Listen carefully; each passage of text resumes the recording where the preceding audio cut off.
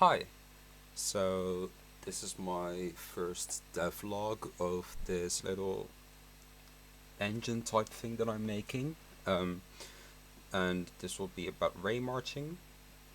So first I'll be explaining a bit about what I've done, and then I'll be showing you the progress that I've made so far.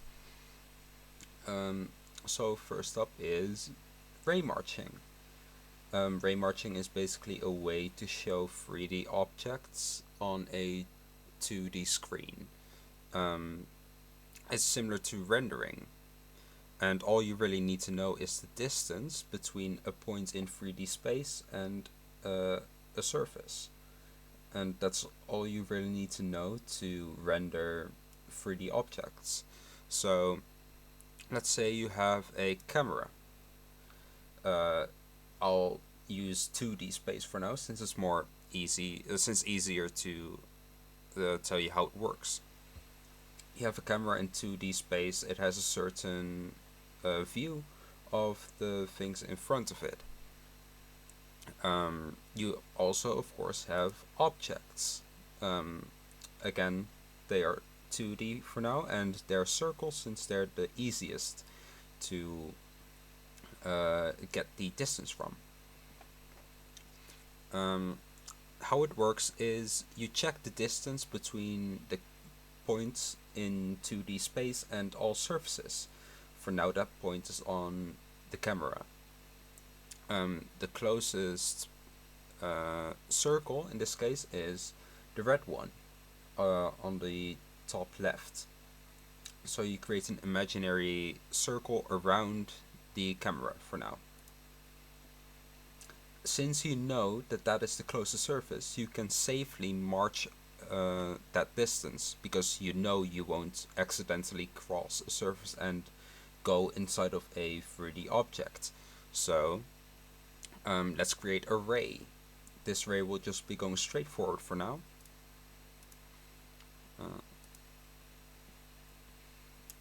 And this ray goes up to the imaginary circle we just drew. Now, instead of the point being on the camera, it's where the ray and the imaginary circle intersect. And we can do the same again. We create a new imaginary circle to the closest surface, which now is the blue circle, and we create a new ray. We continue this until eventually we hope to find a distance that's less than a very small number. So let's continue. We go to the new position, create an imaginary line, draw the ray, create an imaginary line, draw the ray, and so on, so on. Until eventually the circle gets smaller and smaller until it's at its smallest point. If it's closer than a certain threshold, which can be any small number, I've chosen 0.001. If the distance is smaller than that, you can assume that the ray has hit the surface, and that means you can draw a pixel there. We do this for every pixel on screen. Let's get rid of this for now. So how do you put those pixels on screen, you might ask? Well, we put an imaginary line in front of the camera, and it's between the two view lines. Basically, for every pixel on this line, we do what we just did. We create a ray that goes along the direction until it eventually either hits a surface or it doesn't.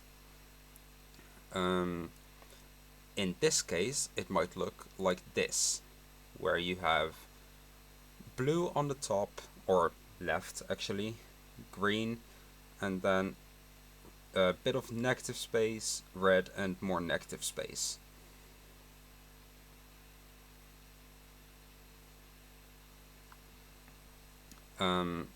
And you can kind of visualize it like this, where the ray goes to the edge of the um, spheres in the scene, and then it draws everything between those as the color of that sphere. And if it doesn't intersect with any sphere, it just shows either the uh, normal color, the color you've assigned at the beginning of the code, which in my case is light blue, but could be black for you. Um, and that's fine, that's then how it works. So let's actually show it in Unity. So we have a Unity scene, and as you can see, we have just the camera and a single sphere. In the game view, you can clearly see the sphere here, and if we start the code, it shows a slightly more simple version, but still a rendered version. It's in the same position as you can see, and there's basic shading. You can see where the light's coming from, and like I said before, the background color is light blue. Basically, the only thing I'm instantiating within the scene itself is I'm putting the sphere here, and I'm giving it a sphere tag. If I were to remove this tag, it wouldn't show on screen. I can add multiple. I can change the color and the size. So let's create a new one. Give it a new material. Let's say blue.